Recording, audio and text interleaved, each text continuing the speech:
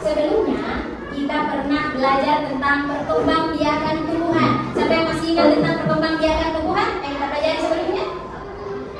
Ya, generatif dan vegetatif. Ada lagi perkembangbiakan tumbuhan?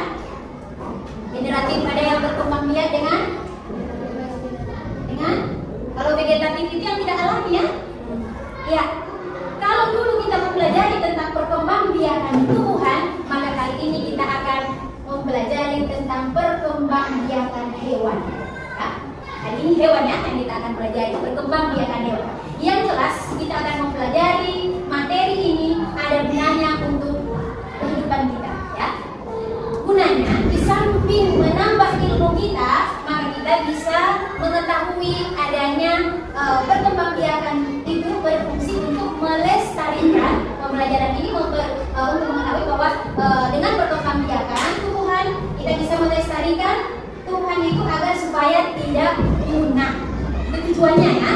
Selanjutnya untuk lebih lanjut lebih mengetahui bagaimana perkembangbiakan hewan selanjutnya, maka marilah kita saksikan tayangan video berikut ini. Tetapi sebelumnya Ibu harap tolong disimak baik-baik karena setelah ini ada lembar kerja yang akan dikerjakan lewat kelompok masing-masing. Oke? Halo, assalamualaikum warahmatullahi wabarakatuh. Hari ini kita akan belajar mengenai perkembangbiakan hewan. Sudah siap belajar bersama? Ayo kita mulai. Hewan berkembang biak untuk melestarikan jenisnya.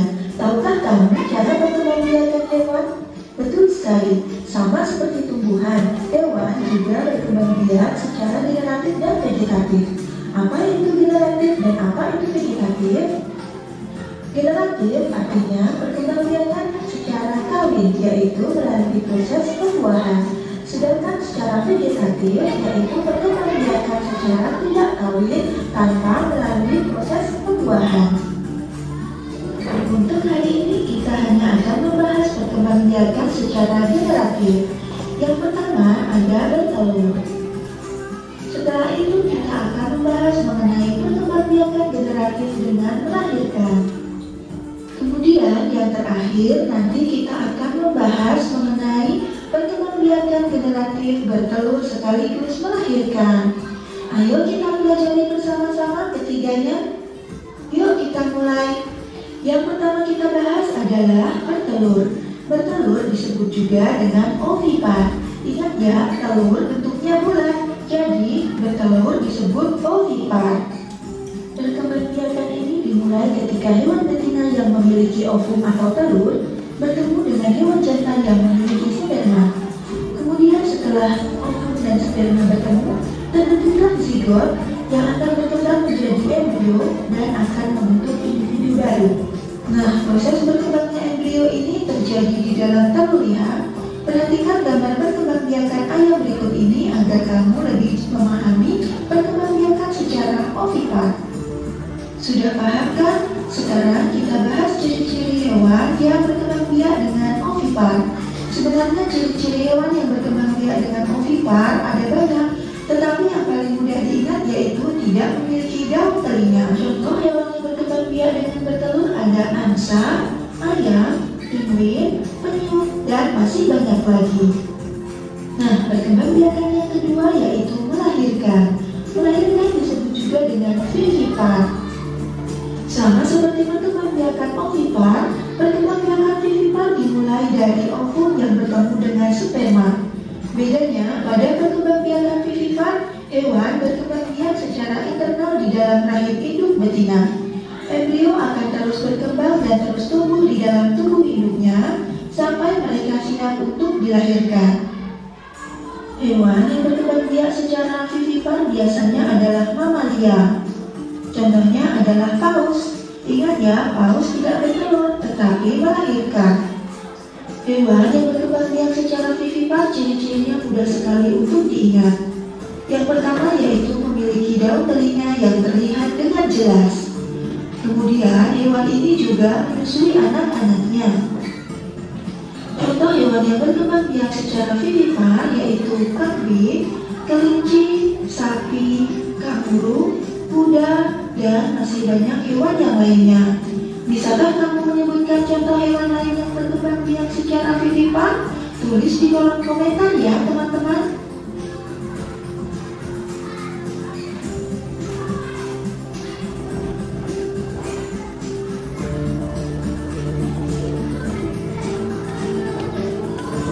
Perkembangbiakan yang terakhir yaitu ovovivipar. Apa itu ovovivipar? Ovovivipar yaitu perkembangbiakan secara bertelur sekaligus melahirkan. Nah, perkembangbiakan ini yaitu memadukan antara bertelur dan melahirkan. Pembuahan terjadi di dalam rahim induk, kemudian telurnya juga terbentuk di dalam rahim, bukan dikeluarkan seperti ayam. Kemudian telur tersebut juga menetas di dalam tubuh induk tersebut.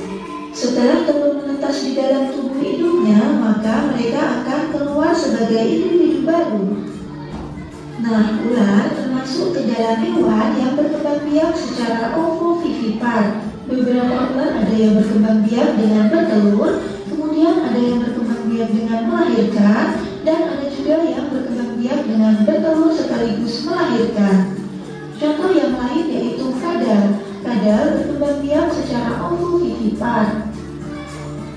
Lalu contoh selanjutnya yaitu ikan hiu. Ikan hiu berkembang biak dengan bertelur sekaligus melahirkan atau disebut juga dengan ovovivipar. Contoh yang terakhir yaitu platypus. Platypus sebenarnya berkembang biak dengan bertelur, akan tetapi dia termasuk mamalia dan menyusui anaknya. Maka platypus dikategorikan sebagai binatang yang berkembang biak secara ovovivipar. Itulah 3 cara perkembangbiakan hewan. Kalian sudah menyaksikan tayangan video tadi. Kira-kira apa yang kalian bisa ketahui dari video yang ditayangkan tadi? Tapi ya, adanya perkembangbiakan hewan secara ovipar. Ada yang lain? Apa yang kalian saksikan dalam video tadi? Tentang? Ya, tentang perkembangbiakan vivipar. Ada lagi? Ya, silakan. Ya, perkembangbiakan ovipar, vivipar, dan vivipar. Ada lagi? Ada lagi tentang apa? Selain dari istilah-istilah tadi, bertelur, melahirkan, apa? Ada lagi yang kalian dapat saksikan di video tadi? Tentang ciri hewan yang bertelur ada apa itu? Ya, kalau begitu hari ini Ibu akan bagi kalian menjadi 3 kelompok. Yang di bagian kanan Ibu adalah kelompok 1. Dari sini ya, Wina, 8 orang ini adalah kelompok 1 yang diketuai oleh Wina. Yang di bagian sini 1, 2, 3, 4, 5, 6, 7, 8 juga adalah kelompok 2. Sebagai ketuanya adalah Ajeng. Kemudian yang ini 8 orang, pas 8 orang ya. 3 orang terdiri, 3 kelompok terdiri dari 8 orang. 1, 2, 3, 4, 7 orang yang diketuai oleh Niza. Oke? Ya, apa yang kalian akan kerjakan lewat kelompok ini? Yang pertama, Ibu akan bagikan lembar kerja ini. Masing-masing akan mendapatkan lembar kerja yang akan dikerjakan nanti oleh masing-masing kelompok. Kelompok 3 ada lembar kerja 1 dan 2. Kelompok 2 ada lembar kerja 1 dan 2. Kelompok 1 lembar kerja 1 dan 2. Di sini, di dalam lembar kerja ini, kalian akan membahas, mengidentifikasi perkembangbiakan hewan untuk kelompok 1 dengan cara ovipar.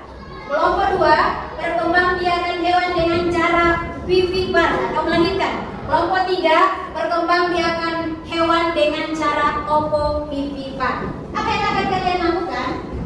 Yaitu yang pertama, di sini Ibu sediakan kartu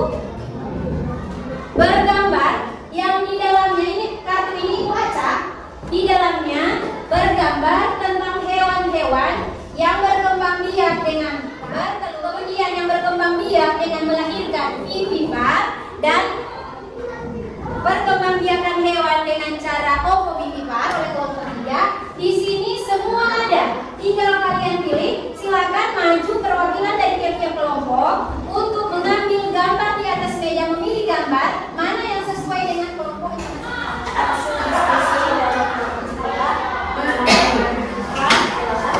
Jerapah, orangutan, kucing, kelinci, sapi, dan panda. Ciri-cirinya yaitu memiliki daun telinga serta menyusui anaknya. Ya, itu jawaban kelompok 2. Ada yang menambahkan dari kelompok lain? Dari jawaban kelompok 2 tadi? Ada yang menambahkan? Ya, ya. Itulah jawaban dari kelompok 1. Macam-macam hewan atau contoh-contoh hewan yang berkembang biak dengan melahirkan atau vivipar. Ya. Oke. Ada. Coba baca kerasnya. Suara tidak kedengaran. Ada jerapah, orangutan, kucing, kelinci. Nama-nama hewan vivipar ada jerapah, orangutan, kucing, kelinci, sapi, dan panda. Ciri-cirinya yaitu memiliki daun telinga serta menyusui anaknya. Lanjutkan dengan ide pokok. Lanjutkan ide pokok. Ide pokok paragraf 1 adalah manusia memanfaatkan ayam dengan cara diambil dagingnya dan telurnya untuk dijual atau dikonsumsi. Paragraf 2, ayam jantan lebih besar dibandingkan ayam betina. Ayam jantan memiliki 2 ekor yang panjang, sedangkan ayam betina memiliki 2 ekor yang pendek. Iya, tepuk tangan.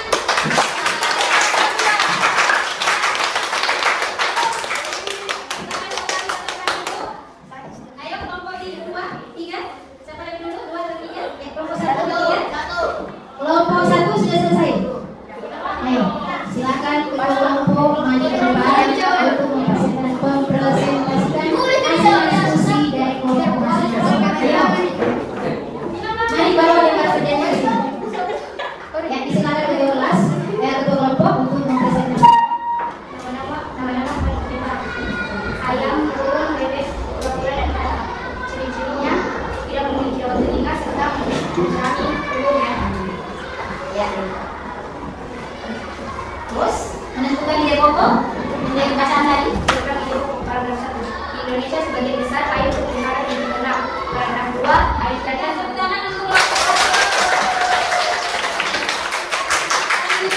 kelompok 3. Silakan ketua kelompok. Kadang ikan pari hiu. Berbeda hewan yang berkembang biak dengan cara telur berkembang. Tidak memiliki daun telinga, bertelur sekaligus melahirkan. Membiarkan mencari kreatif. Terus menentukan ide pokok. Indonesia ayam sebagian. Jangan tertawa. Ayam adalah hewan yang sering dipergunakan di Indonesia. Terus paragraf kedua. Ayam bertelur dan melahirkan sering dimakan Indonesia. Kita bisa simpulkan bahwa perkembangbiakan hewan secara generasi itu ada di secara bertelur atau ovipar, secara melahirkan atau vivipar, dan perkembangbiakan secara bertelur dan melahirkan ovovivipar. Masing-masing itu ada ciri-cirinya. Kalau yang bertelur ciri-cirinya tidak memiliki daun telinga, apalagi tidak memiliki daun telinga, mengerami telurnya. Kalau yang melahirkan itu berbentuk mamalia, ya, bisa melahirkan. Ciri-cirinya apa tadi? Memiliki daun telinga, menyusui anaknya atau bersifat mamalia. Kalau yang ciri-ciri dari hewan yang bertelur dan melahirkan apa tadi? Ovipar atau bertelur merupakan ciri perkembangbiakan hewan yang umumnya dilakukan oleh unggas atau reptil. Ini memiliki embrio yang mendapatkan cadangan makanan dari nutrisi yang ada dalam telur. Kemudian hewan ovipar ini sepertinya tidak mempunyai kelenjar susu dan tidak punya daun telinga. Contohnya bebek, ayam, angsa. Kemudian vivipar dan melahirkan itu merupakan perkembangbiakan hewan yang dilakukan secara melahirkan. Ya, dia dibuahi, ya, terjadinya embrio akan berkembang dan tumbuh dalam rahim betina, di dalam perut, ya, perkembangbiakannya di dalam perut. Selama ini dalam kandungan, embrio itu akan mendapatkan nutrisi dari makanan yang dimakan oleh induknya lewat plasenta. Ya, ciri-ciri dari hewan vivipar ovipar ini dia mempunyai kelenjar susu, daun telinga, tubuhnya dilindungi oleh bulu dan lain sebagainya. Contohnya anjing, kucing, sapi, singa dan lain-lain. Kalau ovipar dia berkembang biak, dia kombinasi dari kedua cara. Dia bisa bertelur, dia bisa melahirkan. Nah, saat pembuahan terjadi, embrio akan berkembang dan tumbuh dalam cangkang telur. Namun telur tersebut tidak akan dikeluarkan induk dari tubuhnya. Setelah menetas, calon anak akan dilahirkan melalui tubuh induknya. Dia menetas di dalam tubuhnya. Itu perbedaannya.